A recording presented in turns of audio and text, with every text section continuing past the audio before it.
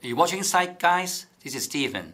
Today we have Ben with us to talk a bit about his company, Scholastic Chess, a company that develops and offers chess program to students in and outside of classroom.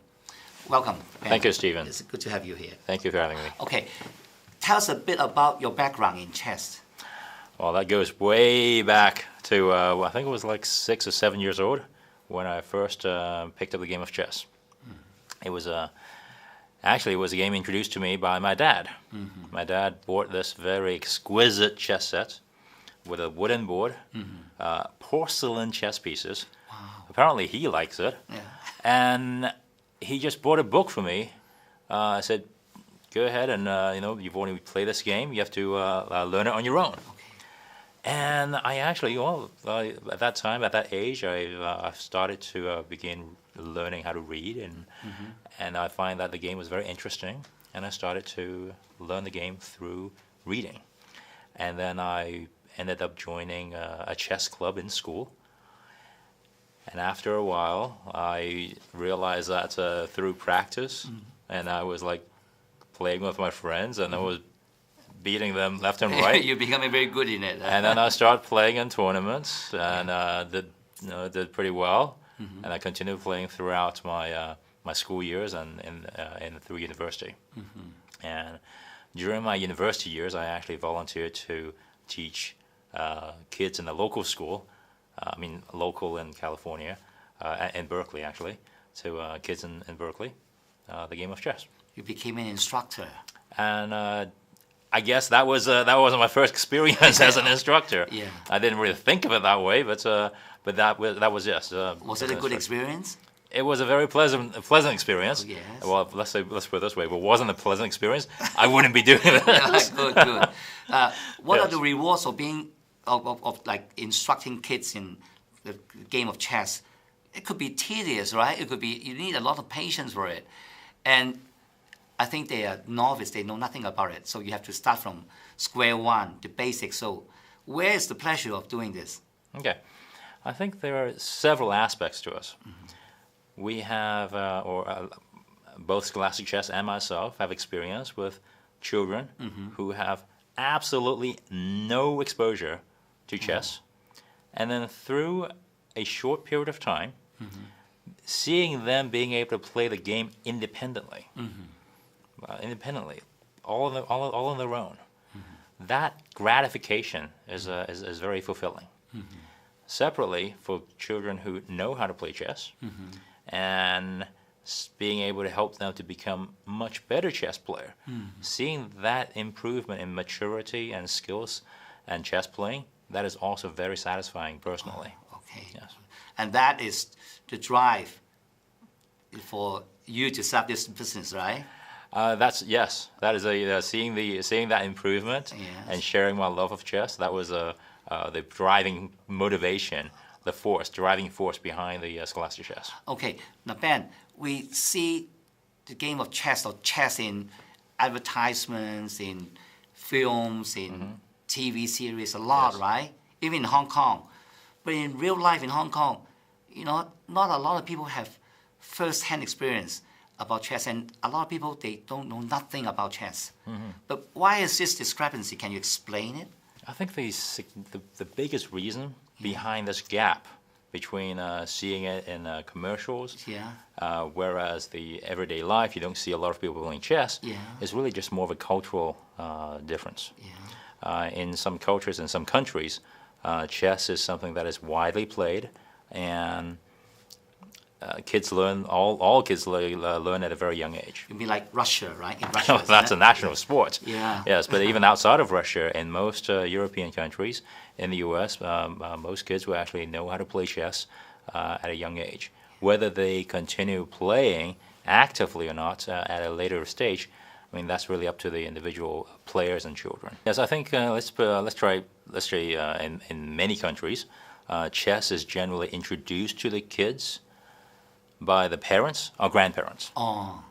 Just like in your case, your father, right? Right. So that was usually it would be someone in the family who already knows how to play the game, and introduce it to the youth or the youngsters. Okay. Whereas in Hong Kong, because the culture is that most families do not know how to play chess. So they would have to, they feel that there's a need to get someone else to teach a game to the children, because the parents and grandparents don't know how to play. And that's it's a fact of life. That is a cultural differences. So for a lot of families who don't know how to play the game, and let's say they don't have the resources to have outsiders to introduce a game to their children, then the kids grow up not knowing the game. But actually, to play a game of chess, you just need the chessboard and the You know, chess pieces, isn't it? It is very ironic. The game of chess has been around for more than 1,500 years. Wow. And to play the game, you don't need batteries. Yeah. You don't, you don't need batteries. You don't need your mobile phone to do it. You don't need your mobile phone. There are no consumables. Yeah. All you need is a chess set. And the cost of a chess set can be had for about the cost of a coffee and a pastry.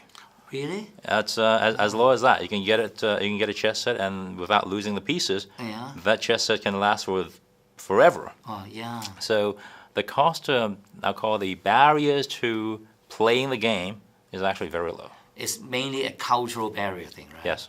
Okay. Now, once they overcome this cultural barrier, they expose to it, and the kids love game of chess. Okay. Yes. What are the benefits to them in terms of skill acquisition? Okay, in terms of their mental abilities, in terms of their social skills. Can you name some of those benefits that why kids should get involved with chess playing? Okay. First, I hope kids get involved with chess playing because they enjoy it. Oh, that's okay. There's the first drive and behind this, the passion thing. Yes. Now, what are some of the positive side effects? Some of the call the positive externalities. Yes. Number one, it is a game of analytics. Chess is a game that involves analytical thinking. Through that, a child or any player of any age gets practice in terms of analyzing, taking in relevant information, or excluding irrelevant information, and come up with a decision. That practice helps a person in situations that requires analytical thinking outside of chess.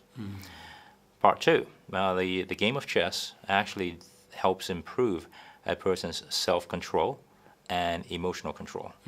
Because in chess, you have to prepare or plan, and even though you may be provoked by your opponent on the chessboard, but you have to follow your plan in order to have successful results. And that kind of emotional control is very relevant for any age, but in particular for youngsters in their daily lives, because emotional outbursts generally don't have very good consequences. Yes. At a minimum, your parents probably will, complain or scold you. Yeah, definitely. Yes. This is actually the element of emotion control. Yes. Is one of the factors for success in later stages in life, right? In any line of work. Some psychologists and some researchers believe that. I'll leave that to other experts. Okay, good. And then the third benefit they want to go into? The social aspect. Now, in the game of chess, yes, when you play, assuming you're playing over the board, that means in person, not online. Okay.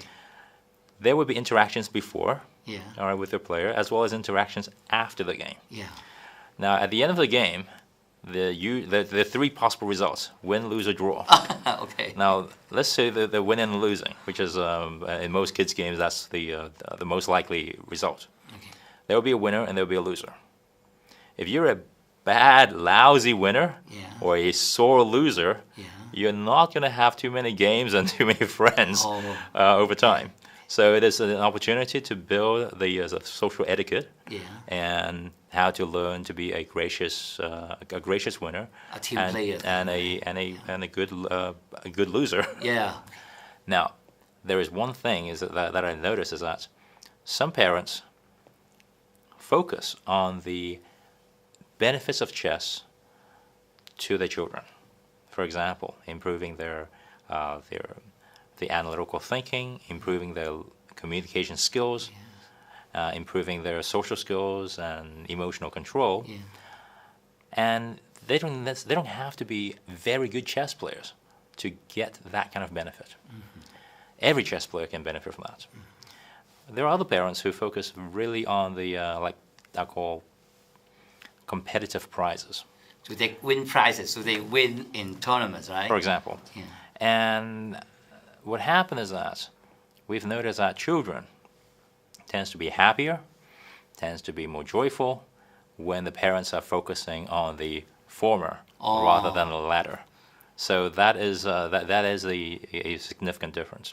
Okay. Yes. I know that besides programs like classes, okay, you also run what, tournaments? Yeah, tell us a bit about those competitive tournaments, okay? Yes. How are they organized and why do you organize them? Okay. Okay, yeah. Well, first, we in addition to running group programs in schools and outside of schools and private one-on-one sessions, we also have monthly tournaments for students, for student players, and not just our students. Anybody who's under 18 years old can register for our tournaments. Okay, so they don't need to be your students, huh? They do not have to be our students. Okay, good. The reason why we have these programs is to provide an avenue for the students to play in an environment where we're equal to international tournament standards. They are basically giving them an opportunity to experience how the game is played at the world stage. You mean the tournaments are organized in such a way that even like Bobby Fischer and Kasparov, they will play in similar situations and environment, right? Yes, basically in a similar environment. Okay, yeah. So these children can get a taste of how it would be like as an adult, as a professional player.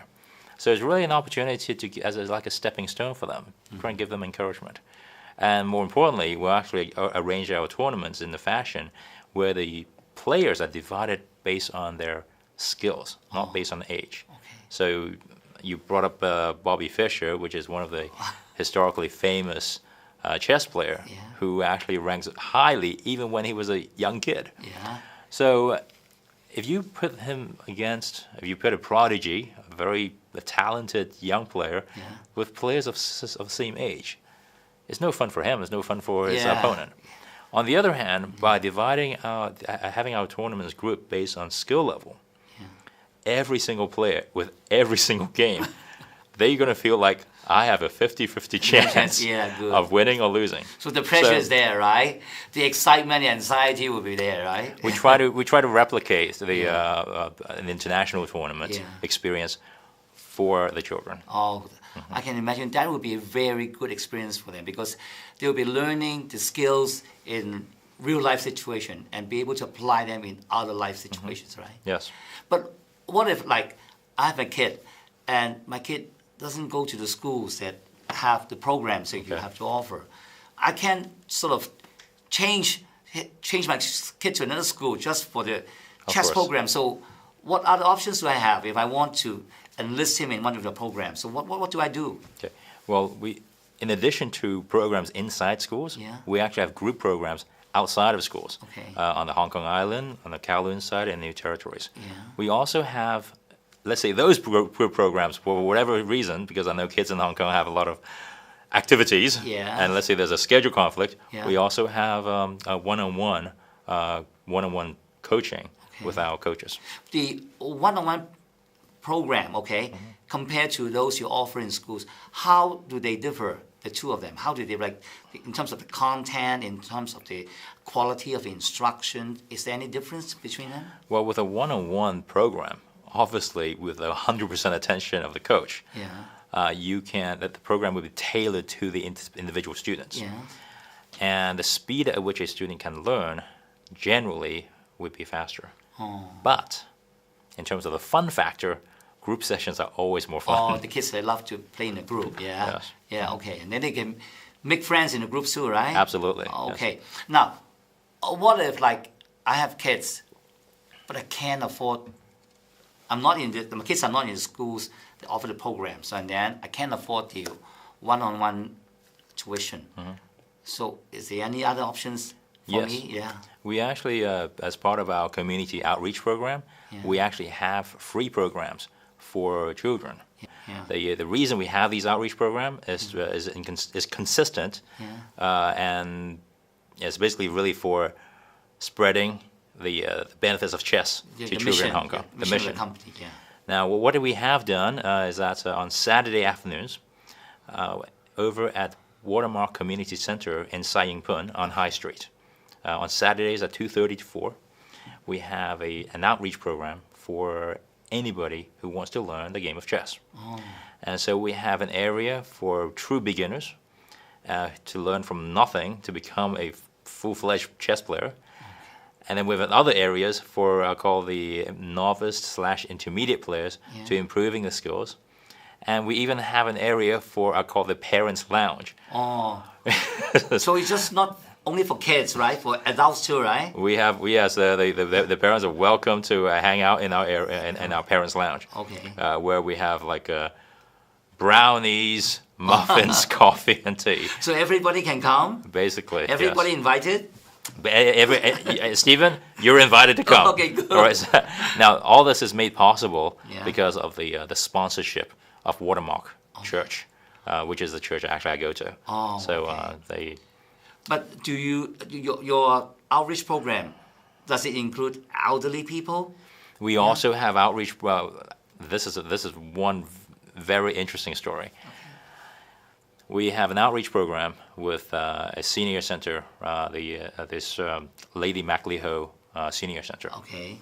And the intent was we basically volunteer our time to introduce a game of chess to seniors in their senior center. Yeah. And that was one of the summers. And one very interesting thing happened is that on one particular day, when we were scheduled to have our session in one of the rooms, apparently there was some booking conflict, and we got kicked out of the room. Okay. Okay, understood. I said, no problem. We'll just do it in the hallway, because we'll continue the chess program in the hallway. What I did not realize until that day was that the building was actually shared with another group, another organization that deals with youth and kids. Okay, it's separate groups, right? Separate groups. Okay. Separate groups. We just happen to be share the same building. Okay. And in the hallway, these kids, like as they walk past, saw these seniors playing chess. And before you know it, the seniors are now teaching the game of chess to young kids. I mean, I was like, You were players and instructors at the same time, right? yeah. Well, the good thing about this is that chess, as I've mentioned earlier, it is an opportunity to bridge people from different backgrounds, and different age, different language, different nationalities. Ben, I know you are from an education and early childhood education background. How does that help you in your new business? Well, first, because Scholastic Chess does involve with coaching and teaching children from primary school through secondary school. I do see and be able to put in practice when I basically as a coach some of the theories and practices that I learned from education and early childhood education. So I seeing that value when I look for coaches. I try to look for coaches who also have some of that experience, either through teaching or through academic studies. Okay. And of course, teaching is definitely hands-on experience is always superior. And yes, our coaches generally have experiences working with children, school-age children, and that is why I believe the development and research in childhood psychology helps a coach or teacher to be a better leader and instructor for the children. Okay. Wow, it definitely shows that you have a great passion for chess play, right? Well, yes. Thank you so much for talking to us. Thank Ben. you so much. Thank you. Yeah. Thank you, Stephen. So much for now. We'll come back with other great stories.